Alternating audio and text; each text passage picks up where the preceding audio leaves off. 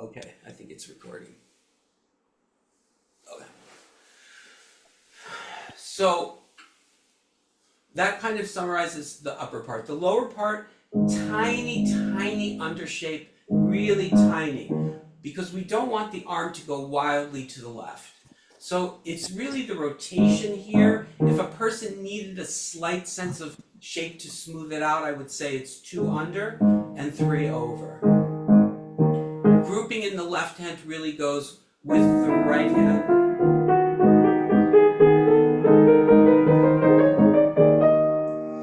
By the measure. So I hope that those things can troubleshoot maybe some of the issues. Most of the rest of the piece, even though it wasn't asked, is based on really all those same ideas. So really it's really about the position, the high position in front of the body, the consideration to the fingering, the rotational element, left, right, left, right, left, right, left, right, the walking hand and arm, down, down, down, down, down, down, down, down, down, down, down, down. The in and out, because we have a situation right here, if we don't go in, we have a sudden motion in. That's always going to be very disruptive. This one is here, and noticing how close to the fall board that is. We talked about the repeated note, that we need a rebound on the repeated note very close to the key, not up in the air. We talked a little bit about shaping, tiny shape if needed. Basically, I think the other elements do it already. Grouping by the smaller unit in 2s, but then putting it into a larger unit by the measure. And another group, another group. We talked about the closest note in the left hand and a little bit of shaping, and then we finished with the lightness of the thumb. The fact that we can't hold on to a heavy thumb and expect to move quickly. So I hope that summarizes it. Going on to this Brahms example from the Hungarian dances.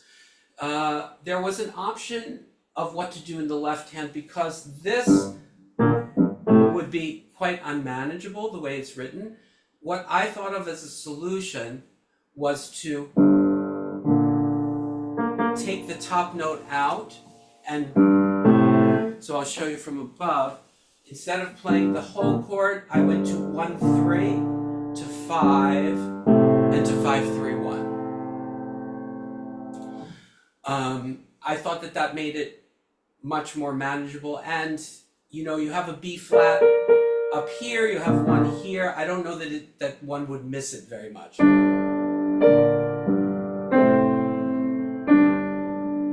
So that was my sort of solution to that situation. What's happening technically? Technically speaking, it's a hybrid over to the 1-3. 1-5 to 1-3. I'm feeling very much the closest note, the thumb to the 3. Of course, when I play the 1-3, I'm not tilting. I'm playing straight down. The next note is to the left, giving me the motion to the right to this chord. After I play this chord, it's a double rotation back. So from that point of view, rotation is a hybrid, single rotation. This is a double from here to the G. There is a slight overshape if needed, and a slight undershape between the last chord and the downbeat. Very, very slight. I'm very reluctant to teach it as a shaping because usually the body will do too much. So it feels extremely lateral. I would say the lateral element here really exists between this interval and the single note. As I play the single note, I'm bringing my forearm slightly closer to my body so that I can be in position for this. In other words, we could do this very successfully and be very far away from this. So how do we mitigate that? Is really by turning a little bit toward ourselves, shifting actually toward ourselves, and rotating to the left. So I hope that that can help in that situation. Going on to the next example, the complaint was accuracy in the left hand while playing the right hand. Actually, I found the right hand to have a lot of features that could be helpful if they're put in.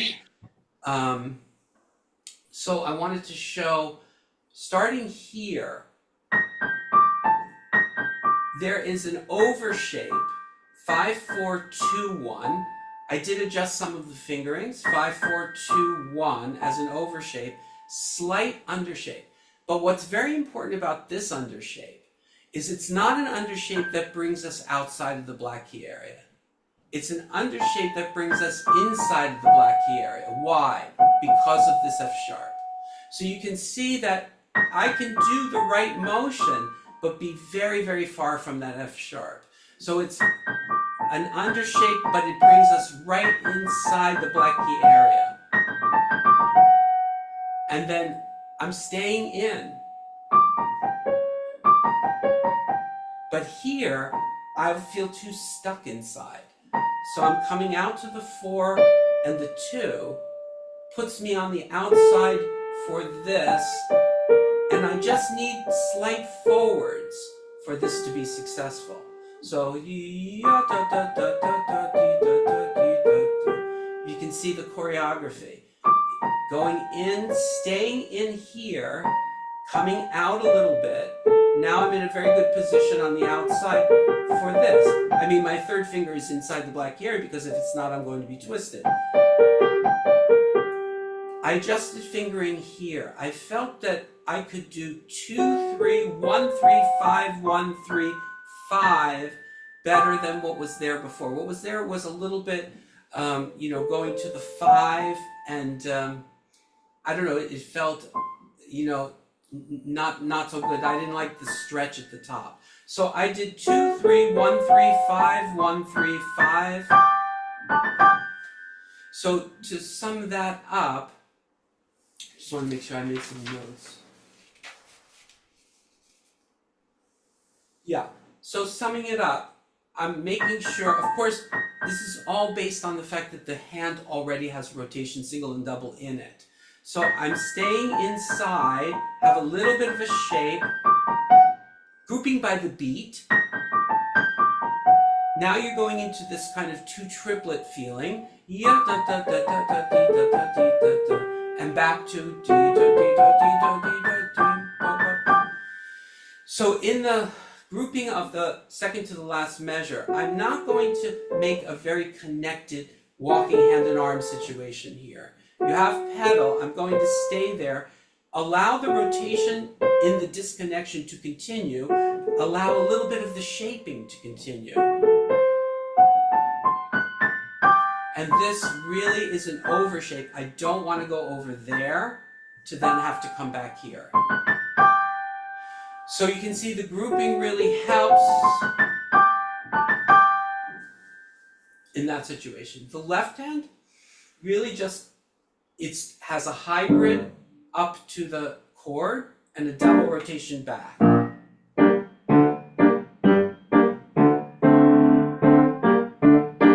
I think feeling the closest note and feeling that you can sense it gets the mind off of the preoccupation with what's happening in the left.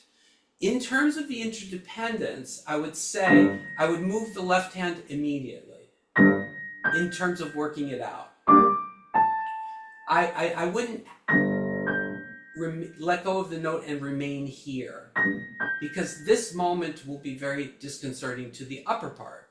So really thinking directly across the keys. So no sense, I think in leaps and distances, one of the most helpful things is just to go to release the note minimally in the air. In other words, of course we have to let go of the key, but if we let go and we go very high off the keyboard, we lose the sense of the keyboard. So in this moment,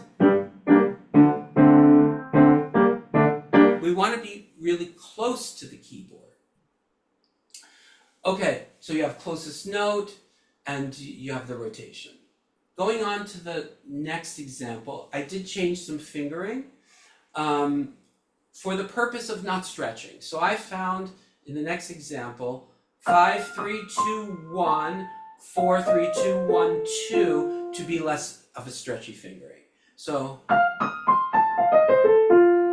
now the bottom note, although it's tied, it has to send us to this.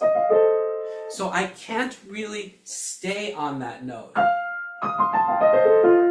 and expect to get here to the quick note well. So this one, put it in the pedal,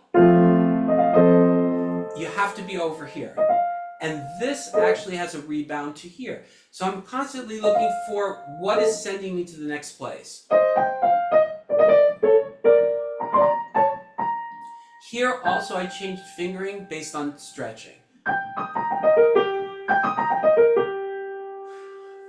Standard arpeggio kind of feeling.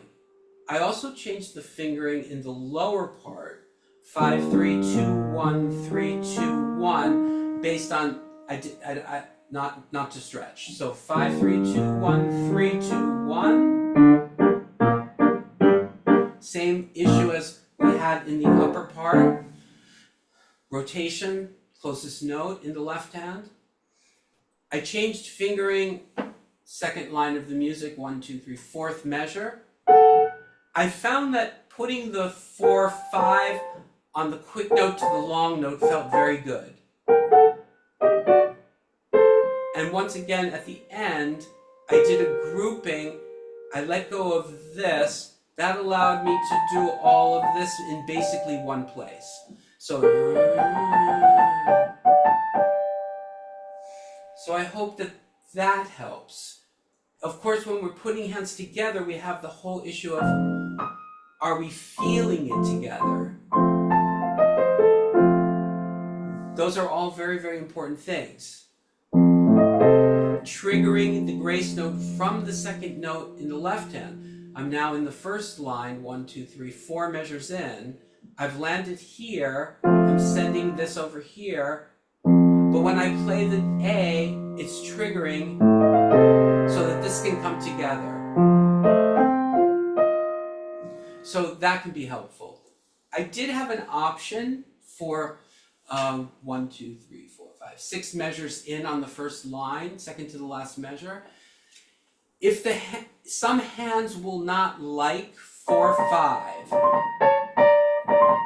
I can do it. If the hand is wide enough, 3, 5 could feel better. So that means that the third finger is rebounding and going to 1, 3 and to 1, 4. So I think those two fingerings, you can play around with that and see which one kind of works better. You have all the issues in that last measure of the first line of crossing. You know, does the arm get over? Is it free? Obviously a little bit down to the thumb and creates two shapes. Now, down to the thumb is a very delicate issue because if it comes too far down, it's very hard to cross over. If it doesn't come down at all, then you feel you have no place to move from. So I like to do things like this. I like to take the interval with the student and say, okay, how far is that from that? You know, once you feel the height of the interval, that's the adjustment to go from here to here. So when I go back, I think it helps calibrate how high and low things need to be. Okay, I think we have just enough time for the Debussy. Okay, so the question in the Debussy right at the end about chords and all kinds of things, these are the things that I would concentrate on. End of the first line, so we measure 45, 46, 48, going into 49. I think what's important there is really the triggering. You know, that we don't wait on the bass note. Show you from. Find that this happens a lot. That there's just a waiting, like a release of the note, and then a suddenness to the next thing. So going and letting it send us is one thing. Then in the next measure, I found that If the body doesn't really shift over to the left, this is very difficult to get there. In other words, this might go okay, but this is going to be very difficult. You're really in this position, the torso is really over, but you can see that would not be indicated from here. Here I can be here. If I stay in the same place, the first part is going to be okay. Second part, not okay. So I have to make sure that I program in, okay, when I play this chord, I'm moving over. If that makes any sense. Then dealing a lot with chordal playing, and particularly soft chordal playing, I wanted to go over some of those aspects, because it's actually very, very commonly asked, like, how do we play softly? Well, the first thing is the technique has to be a rotational technique, because if we're not a rotational technique, we don't have easy ways to get from one place to another. So in this first example, we can go to measure 51 even. It's really important, once again, very similar to the Chopin, what I talked about, finding exactly how much support is needed. Remember, arm weight is not heavy. One of the greatest things Edna's done to kind of clear up that whole issue is she says, just sit there and just bring your hand to your head and feel what you feel in your forearm. That's the freedom of the forearm. That's how free it is. When it's that free, then you can sense how much do I need. So the playing softly is based on the rotation. We have to have the rotation from one chord to another. Definitely. We have to rebound. So there is a sense of being sent. You can always go back to octave playing and make sure that that's correct. What are the things in octave playing that are disruptive? When the release is broken, the wrist comes up, or the fingers stay down, or this is isolated. There are many, many issues with octave playing itself. Chords will never be that great if the octave playing isn't good. So here we have the whole rebound. I'm exaggerating it to show that I'm not coming up like this. You can see I come up this way. This is what's happening extremely close to the keyboard itself. So what that enables me to have here is that there's a moment that my arm is subsided there. Subsiding is the word. In other words, I'm not stopping and creating a new motion. I'm also not going into the key 100% from the air, like a dive into the key.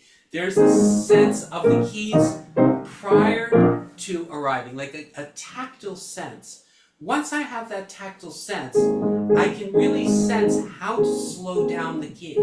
So I'm already close to the key, which is a very important feature of playing softly. But slowing down the key is also very important. So I'm really sensing, in a way, Taubman always gave the image, sense it from the point of sound to the bottom, not from the surface to the bottom. Don't think you're playing from the surface to the bottom, think you're playing from the point of sound. It really does settle the forearm in the maximum way that the forearm can be settled. So it's a really great device for settling the forearm. So just thinking it is not the whole answer. The thinking of it is important, but it has to trigger a very intimate sense of the key. Very, very far back in the forearm. You can feel that.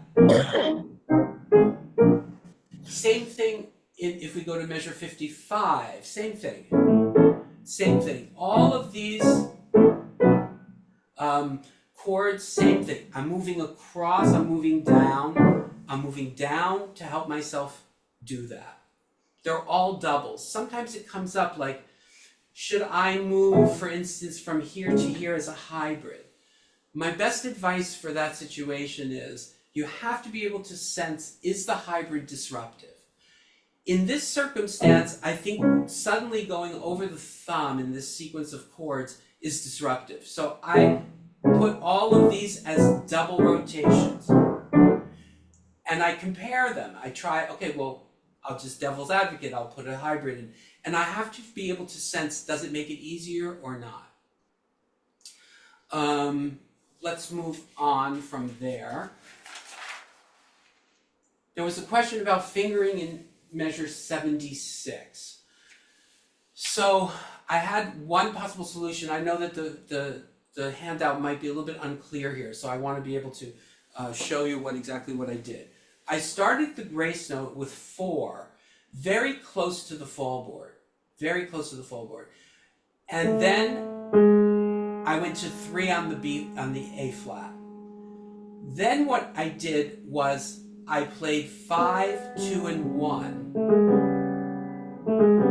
Now there is that sense once more. You have to have the finger, hand, and forearm connected, because if it's not connected, then there's no way that you can overcome this key resistance, especially that far inside the black key area. So having an isolated finger technique, you can see how problematic that would be in situations like this. So talking about, the sense of the key, there's a slight disconnection, ever so slight. I mean, just really just sensing it. It's just not perfectly connected. It gives you the sense that you can put the key down very easily. And that's what the chord down, very easily. The next chord, up to some options. In a larger hand, I would say the 2-1-5-3-2 is okay. I could also see that might be too wide for someone. They might like 1-2-1-3-5. I found I could do both. In my hand, I prefer this, but I could do both. And then lastly, there was a question about measure 85 here. I divided it like this, and I went to the left hand here, and that seemed like a very good division to me. And then taking one note in the left me with a position where I can go 3-2-3, 5-3-2-1, flip over, go 4-2-1-2-4, and then I'm right there for this interval situation. So I hope that can be helpful. One last thing, 78 was a question. Once again, this is the dilemma of needing to play really inside the black key area. If I play out here, I really don't have enough time to get in, because I have to be here for that F sharp. So I'm going to start this one inside, and you can see there's hardly any movement. I'm just inside the black key area. This is a case where you really feel that gentle sense of the fingers dropping. You feel the shape a little bit, like an over shape. So you have the articulation and the shaping smooths it out. You're inside the black key area. You have the support of the hand and the forearm. And that's how I think we're able to articulate clearly, even inside the black key area. Okay, we have like a few minutes to maybe answer a question or two. I think you can unmute yourself and start talking, I think.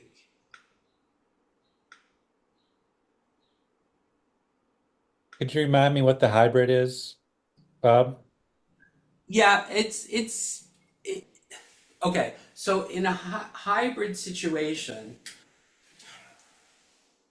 if we're just talking about, I'll show you from above, octave to chord, like this. Now, if I do a double rotation here, I'm going to feel pretty far away, pretty much from the 5 all the way to the thumb. But if I roll over my thumb, I'm already placed here. So I'm doing a rotation, and why it's called hybrid is it starts out as a single. But when it plays toward, straight down towards the thumb side. So that's more characteristic of a double. So I don't do this. This would be doing it as a single. Right, left. So I obviously can't do that. I can't do double, double because that's too much motion. So it's something where there's a combined sense of going over like a single and playing straight down. I think Great, thank you. that's the best I could do on the hybrid. It's something you feel and then you understand it completely. Thank you. Sure, sure.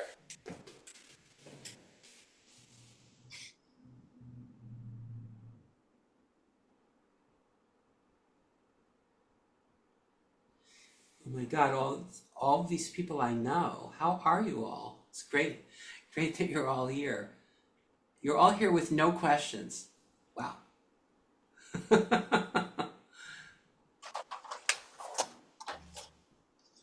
Well, great to see you all. Enjoy the rest of the day and the next few days. Bob, I have a quick question. It's Beth Grace. Sure. I didn't want you to feel badly that nobody had a question. That's your question? No, that's my comment, so I want to ask a question. Sure. So in the very first example, I missed half of the explanation because of the technical thing, so I'll listen to the video. But when you did the recapping, you went through all of the elements and this and that. I'm assuming that is what your brain thinks about when you're teaching the student the different elements, and then you pick out what element you think is not working. And so you're going over all of those elements with us is to remind us of all the things that can be a factor but aren't. So, okay, glad I'm on the same page. Yeah, Beth, I think you bring up a very important point. I did say it in the beginning, but I want to say it again. I don't do these kinds of things. We don't do these kinds of things like it's like a linear progression of teaching. This is like in the background. This is what could be the possibilities. I thought so. The teaching is the investigation with the student to figure out what's working and what might possibly not be working. So when you can feel these things distinctly, I think as a teacher, it makes you much more aware when the student is playing what element is not working. So you can go directly to that element. But if it's unclear to your own hands sometimes, then it's it's like a needle in a haystack. So there is a kind of ruling out process. It's like asking the student, do you feel down on the single note or something? Like there's not an assumption that everything is wrong. It's like, where is the problem exactly? And part of it is that ongoing process that we are all engaged in with our students, which is how do we sensitize them so that they actually can ask the really relevant questions? Can they really feel where a problem is? In comparison to how piano playing probably felt before they, trained basic motion, everything feels so much better. So it takes a while to even be more picky about what doesn't feel good. And that, I find it's a process. I don't find that people immediately have a clarity about what's difficult in their playing. I find that I have to really, really work with them to come to that kind of realization. There's a lot involved in it. Sometimes people can be physically not as aware as others. Sometimes they don't think that the question is big enough to complain about, since everything is so much better. So you have those kinds of situations. So I find, the sensitizing things is very helpful. Okay, that's very helpful. And sometime maybe we can talk about the sensitization process. Yes. But not now. I understand completely. I thought that this is what you meant. But I'll say something very quickly about it, because Taubman helped me so much there. Because many, many years ago, I had a student, she had a master's degree in piano and everything, and she came, and I mean, the problems were pretty obvious, usually stretching, twisting, curl, all of those things. And I would, correct it with her and ask her, does that feel differently? And she would say no. And I was going crazy because I don't understand, how can somebody have curled fingers, moving them like this, and then open up the hand and this just feels the same? So I said it to Taubman. I said, what am I supposed to do? And she said to me, she said, keep putting the right things in, keep asking her to do the right things, make sure she does it. The body will wake up one day. Okay. And that's exactly what happened. So you just keep having the person sense, do it. Just do it. Okay, well, you don't feel it's different, but we're going to do it again. And we're going to do it again. And we're going to do it again. And then she said, one day the body will wake up. And it was really amazing.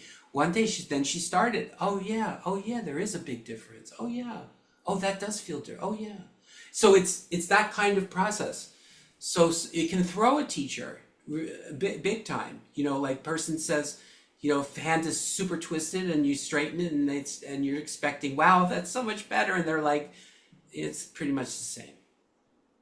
Did your student then start to correct it just automatically on their own? I mean, I have a student that I correct. He says, oh, okay, he feels it, but I don't see the follow through. And I think it's just his brain, so we don't have to go off on that. But did your student, just because the body got better, then it just automatically incorporated the new motions without thinking? Well, I would say it this way. What I was aiming for and what happened over time was she became generative with the work. In other words, she would come in with a list of questions. This doesn't feel good here. This doesn't work here. So it became, more manageable for me, but it really was for her, because if the person doesn't feel it, then they're dependent on a teacher. That's not what her work is about. It's about giving people the tools. Got it. Perfect answer. Right. Thank you. I think we have to end. Have a great rest of the day and future days. Okay. Take care. Thank you, Bob. Thank you, Bob. Thanks, Bob. Very well.